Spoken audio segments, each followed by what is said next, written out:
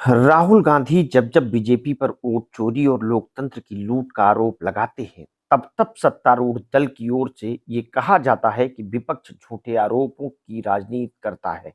लेकिन बिहार विधानसभा चुनाव के पहले चरण के मतदान के दौरान ऐसा मामला सामने आया है जिसने इस बहस को एक बार फिर जिंदा कर दिया। मामला है बीजेपी के पूर्व सांसद और आरएसएस विचारक प्रोफेसर राकेश सिन्हा से जुड़ा, जिन पर आम आदमी पार्टी और कांग्रेस ने डबल वोटिंग यानी दो राज्यों दिल्ली और बिहार दोनों जगह वोट डालने का आरोप लगाया है। गुरुवार को जैसे ही बिहार में पहले चरण का मतदान शुरू हुआ, आप नेता सौरभ भारद्वाज ने एक प्रेस कॉन्फ्रेंस कर दावा किया कि राकेश सिन्हा ने फरवरी 2025 में दिल्ली विधानसभा चुनाव में वोट डाला था और अब बिहार के सिवान में भी मतदान किया है। भारद्वाज ने इसे वोटर फ्रॉड का बड़ा मामला बताते हुए सोशल मीडिया पर तस्वीरें साझा की, जिनमें सिन्हा दिल्ली और बिहार दोनों जगह मतदान करते हुए दिख रहे थे। कांग्रेस की प्रवक्ता सुप्रिया श्रीनेत ने भी इस आरोप का समर्थन किया और सवाल उठाया कि आखिर एक ही व्यक्ति दो अलग अलग राज्यों में वोट कैसे डाल सकता है।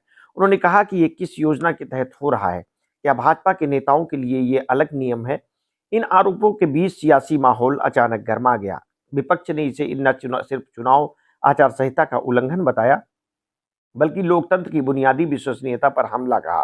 कांग्रेस और आप दोनों ने चुनाव आयोग से जांच की मांग की। सोशल मीडिया पर डबल वोट स्कैम और वोट फ्रॉड जैसे हैशटैग ट्रेंड करने लगे। वहीं इस पूरे विवाद पर राकेश सिन्हा ने तीखा पलटवार किया। उन्होंने कहा कि ये विपक्ष का एक घटिया और झूठा प्रोपेगेंडा है।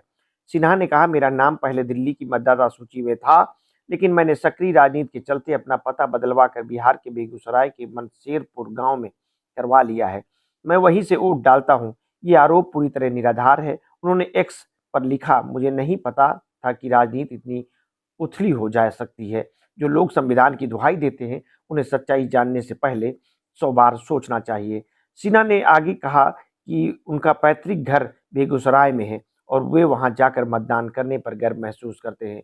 उन्होंने अपनी नई मतदाता सूची की तस्वीर भी साझा की, जिसमें उनका नाम मनसेरपुर बेगूसराय में दर्ज था। साथ ही उन्होंने विपक्ष की चेतावनी दी कि इस झूठे प्रचार पर वो मानहानि का मुकदमा दर्ज कराएंगे।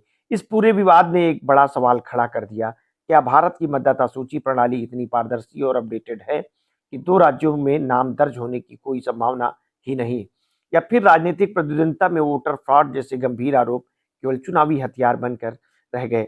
विपक्ष का तर्क है कि ऐसे मामले में लोकतंत्र की विश्वसनीयता को कमजोर करते हैं और चुनाव आयोग को तुरंत स्वतः संज्ञान लेकर जांच करनी चाहिए। वहीं भाजपा समर्थक इसे विपक्ष की घबराहट की राजनीति बता रहे हैं। ये पहला मौका नहीं है जब डबल वोटिंग या फर्जी वोटर सूची को लेकर विवाद हुआ है। दिल्ली, बंगाल और उत्तर प्रदेश में भी पहले ऐसे आरोप लगते रहे हैं, लेकिन हर बार सच्चाई जांच के बाद धुंधली रह जाती है। इस बार भी शायद यही हो, लेकिन सवाल वही रहेगा, जब देश के बड़े राजनीतिक चेहरे ही मतदाता सूची को लेकर संदेह के घेरे में हों, तो आम नागरिक को वोट की पवित्रता पर भरोसा कैसे कायम रहेगा। राहुल गांधी और विपक्ष भले ही इस वोट चोरी के अपने अभियान का हिस्सा मान रहे हों, लेकिन सच्चाई चाहे जो भी हो, ये विवाद निश्चित रूप से बिहार चुनाव की दिशा और बहस को नया मोड़ दे गया है। अब गेंद चुनाव आयोग और कानून व्यवस्था के पाले में है कि क्या ये एक महज अफवाह थी या फिर लोकतंत्र की जड़ों में लगी कोई सच्ची दरार।